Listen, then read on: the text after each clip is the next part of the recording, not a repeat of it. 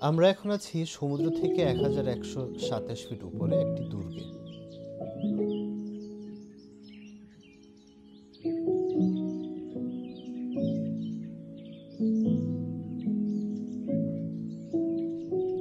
দুর্গটির নাম ডেজেনবের্গ। ইতিহাসবিদদের মতে দুর্গটি স্থাপিত হয়েছিল 800 থেকে 900 শতাব্দীরও অনেক আগে।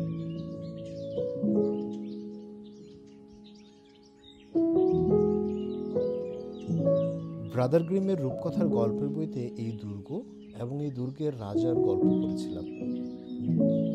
কিংবদন্তি আছে রাজা শার্লেমান তার নাইটদেরকে নিয়ে এই দুর্গে বিশ্রাম করতেন বছরকে বছর। এই ঘুমন্ত রাজার দাড়ি লম্বা হতে হতে টেবিল উপচে মাটিতে পড়ে যেত। দুর্গের আশেপাশের গবাদি পশু পালনকারী রাখালরা প্রায়শই এই রাজার সাথে দেখা করতে যেতেন।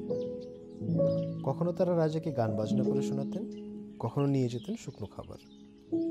বিনিময়ে রাজা তাদেরকে দিতেন সব মহামূল্যবান উপহার।